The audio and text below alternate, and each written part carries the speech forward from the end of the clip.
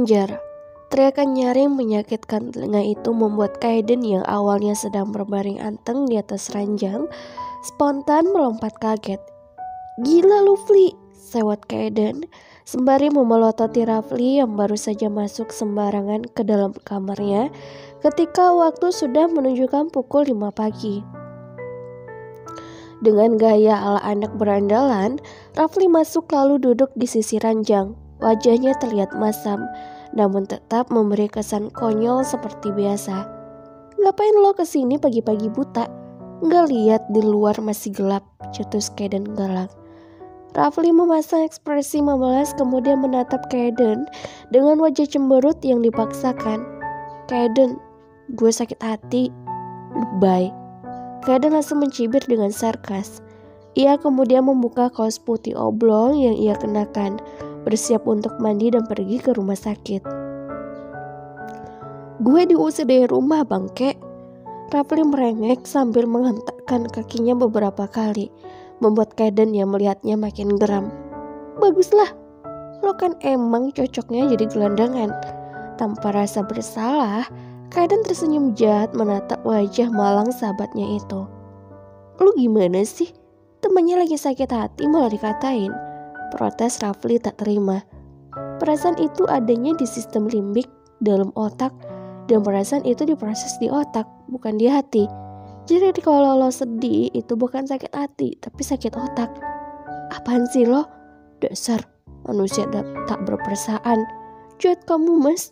Ucapan dramatis yang Rafli katakan itu sudah sering didengar Kaiden sampai-sampai Kaiden ada niatan untuk menabuk anak itu.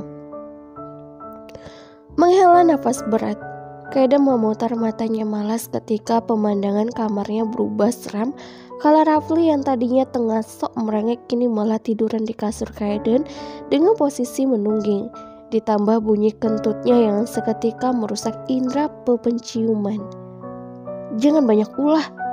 Tak mau darah tinggi sampai mengamuk, akhirnya Kaiden memilih tak begitu memedulikan sahabat anehnya itu dan langsung melesat masuk ke dalam kamar mandi. "Duh, mules." Rafli mengelus perutnya dengan bunyi kentut yang terus berlanjut membentuk nada-nada aneh. "Ku menangis." Kali ini ia mulai bersenandung menyanyikan lagu. "Membayangkan betapa kejamnya." Perhatian Rafli seketika beralih pada layar ponsel Kaiden yang tiba-tiba menyala dan menampilkan sebuah notifikasi pesan singkat. "Revalina, hai, pagi juga." Kening Rafli tiba-tiba berkerut, agak bingung dengan balasan Revalina.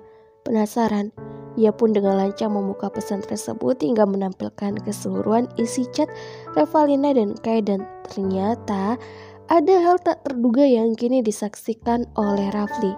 "Kaiden, pagi." Pesan itu ternyata sudah dikirimkan Kaiden sejak 20 menit yang lalu. "Astagfirullahalazim, Masya Allah." Rafli makin dramatis. Dia pura-pura mengusap pipinya seolah ingin menghapus air mata, lalu mulai memandangi langit-langit kamar Kaiden. "Sungguh kebesaranmu sangat indah, ya Allah. Makasih ya," ucapnya sambil mengadakan kedua tangan seperti sedang berdoa.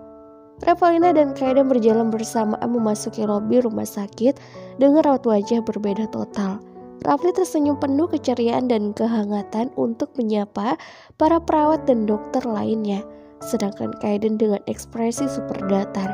Jangankan menyapa, berniat tersenyum pun mungkin tidak. Senyuman Rafli merekah kala matanya jatuh pada sosok perempuan cantik yang kini berdiri di depan meja resepsionis. "Pagi, Revalina cantik." Revalina menoleh dan ikut membalas senyuman Rafli. "Hai Rafli, hai Kaiden." Rafli mendekat satu langkah lalu mencolek lengan Revalina secara sengaja. "Pagi," terus dijawab pagi juga. "Cie." Kaiden yang mendengarnya lantas syok. "Lo buka-buka handphone gue?" "Santai bro, cuma ngintip dikit doang." Rafli menyengir lalu beralih mencolek Kaiden juga. "Kemajuan pesat nih, langgeng ya." "Apaan sih lo?" desis Kaiden. "Langgeng apaan?" "Cie." Pipi Revalina merah tuh, lihat deh Kaiden. Rafli berteriak histeris seraya menunjuk pipi Revalina heboh. Ih, dia salting. Revalina secepat kilat membuka muka dan menutup kedua pipinya dengan telapak tangan. Gak suka digituin Rafli mah. Masa sih? Tapi kok senyum-senyum? Udah ah. Revalina memelototi Rafli sambil mengulum senyuman. Sedangkan Kaiden, dia masih berdiri tegap di samping Rafli sambil sesekali mencuri pandangan pada Revalina. Senyuman manis cewek itu ternyata menular. Tanpa disadari, bibir Kaiden kini mulai bergerak membentuk senyuman tipis yang ternyata tertangkap oleh mata Rafli. Lo senyum ya? Semprot Rafli makin heboh. Iya dia senyum cie, salting juga. Apaan sih? Rafli menepuk pundak Kaiden sekali kemudian berbisik pelan. Seenggaknya gue lega lo udah lupa sama Lutfi Den. Maksud lo? Iya gue seneng lo udah bisa lupain perempuan itu. Masa lalu lo udah selesai dan ini saatnya lo cari masa depan lo. Gue gak lupa sama Lutfi, gak akan lupa. Rafli melirik Revalina yang sepertinya agak kebingungan karena perkataan Kaiden tadi. Ia lalu menarik Kaiden untuk menjauh dari Revalina dan kembali melanjutkan perkataannya. Sampai kapan lo mau terjebak sama masa lalu lo, kelam lo? Ingat apa yang udah pernah dilakuin Lutfi ke lo dulu. Apa dia masih pantas ada di hati lo? Setelah lo tahu ada perempuan yang jauh lebih baik dari Lutfi. Kaiden bungkam. Raut wajahnya berubah cepat. Entah sejak kapan rangnya jadi mengeras dan emosinya meluap. Kilat matanya menyala-nyala dan itu sempat membuat Rafli ikut tak bersuara selama beberapa saat. Kaiden, sorry, lo gak perlu menjatuhkan Lutfi cuma buat meninggikan Revalina, ngerti? Rafli menarik nafas, meraup wajahnya terlebih dahulu dan kembali berucap, lo kenapa sih? Gue sebagai sahabat lo cuma mau yang terbaik buat lo. 2 kali Den, udah 2 kali lo dihianati sama perempuan. Gue gak mau lo salah pilih lagi, cuma itu yang bisa gue lakuin sebagai temen lo. Gak ada yang minta kan? Kadang berucap tanpa berniat untuk memandang temennya itu. Gue gak butuh bantuan lo. Semua tentang cewek gue bisa atur sendiri. Dan satu lagi, jangan pernah lo ngerendahin Lutfi di depan gue. Gue gak suka. Tanpa berpamitan, Kaiden langsung pergi menjauh dari Rafli. Kaiden! Rafli berteriak memanggil nama Kaiden, tetapi tetap tak digubris oleh si pemilik nama. Revalina yang sejak tadi menyaksikan dari jauh pun harus kebingungan dengan Kaiden yang tiba-tiba melengos pergi dengan wajah menahan emosi seperti tadi. Panik, Revalina segera berlari menghampiri Rafli dengan kening berkerut dalam. Kaiden kenapa? Rafli menggeleng. Biasa, Kaiden emang suka sewot kan? Masih kebingungan, Revalina menatap kepergian Kaiden dengan perasaan aneh. Tak biasanya Kaiden menunjukkan ekspresi seperti tadi. Bukan hanya ekspresi marah, tetapi ada deskripsi kehancuran dari raut wajahnya. Ia tadi sempat mendengar nama Lutfi yang disebut Rafli secara samar. Jadi, apakah perempuan itu yang menjadi penyebab kemarahan Kaiden? 2 tahun yang lalu.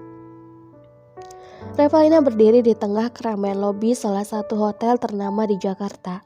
Matanya terus memandangi layar ponsel yang kini menampilkan sebuah pesan singkat yang berasal dari Farah, sahabatnya. Farah, nah, Ganda ada di hotel A sama cewek. Gue gak tahu siapa ceweknya. Yang jelas mereka berdua di kamar nomor 0250. Gue gak sengaja ketemu mereka di sana. Stay strong, babe. Revalina tak tahu harus bersikap seperti apa setelah mendengar info yang mengatakan bahwa pacarnya berada di hotel ini bersama seorang perempuan lain. Sebenarnya Revalina masih tak percaya, karena itulah kini dirinya berada di tempat ini. Ia hanya ingin memastikan kalau perkataan Farah tadi salah, dan dia selalu berharap begitu. Revalina terus berjalan dengan langkah lemah dan air mata yang tak hentinya mengalir keluar. Tubuhnya dingin seperti es, darahnya berdesir lebih cepat dari biasanya. Revalina mengusap air matanya sekilas dan kembali melanjutkan langkahnya untuk menggapai kamar 0250 seperti kata Farah. Tak perlu waktu lama, Revalina pun akhirnya sampai di tempat tujuan, namun ia tak bergerak ataupun melakukan sesuatu. Matanya yang memerah itu hanya menatap ukiran nomor 0250 yang tertera di depan pintu kamar. Kamu ngapain kesini, Nah? Ganda, gak mungkin kayak gitu. Revalina memaksa bibirnya untuk mengukir sebuah senyuman penuh kekecewaan, lalu menarik nafas dalam. Iya, Farah pasti salah. Seketika itu juga tubuh Revalina membeku seperti patung Eskala. Pintu yang tadi ia pandang terbuka secara tiba-tiba dan muncullah satu orang laki-laki bersama seorang perempuan cantik yang kini saling bergenggaman tangan dengan mesra. Revalina tak mampu bersuara, jantungnya seolah berhenti berfungsi. Juga hatinya seolah ditusuk-tusuk kala menyaksikan pemandangan yang paling tidak ingin ia lihat seumur hidupnya. Kalian tahu kan, bagaimana sakitnya kalau mengetahui seorang laki-laki yang begitu kita cinta ternyata telah mengkhianati kita. Setan pisau pun sepertinya tidak dirasa cukup untuk mendeskripsikan seberapa sakitnya perasaan itu. Gak mungkin, aku pasti salah kamar. Maaf ya, aku salah kamar. Iya, aku salah kamar. Dan malah ketemu orang yang mirip banget sama Ganda. Tangisan Revalina pecah. Ganda dia siapa? Perempuan yang ada di samping Ganda mengerut dalam. Udah, gak usah diladenin, Vi. Dia gak penting. Ganda semakin mereratkan genggamannya pada tangan Lutfi dan menariknya untuk menjauh dari Revalina. Halo Novelers, ketemu lagi nih di episode yang ke-40. Nah, ini dia pertanyaan dari semuanya. Sudah Mimin kasih mulai perlahan-lahan di episode 40 ini. Kejelasan kenapa Revalina takut dengan Ganda dan kenapa dengan Ganda dan Revalina dan Lutfi juga. Nah, ayo dong, jangan pada kemana-mana, tetap pantengin terus channel Mimin dan dukung terus dengan cara subscribe, like, dan komen. Novelers semua, ini sudah pagi, jadi jangan lupa juga untuk sarapan, makan yang sehat-sehat, yang segar-segar, minum yang hangat-hangat seperti teh hangat, susu hangat, kopi hangat, dan air hangat. Semuanya ditunggu terus ya kelanjutannya.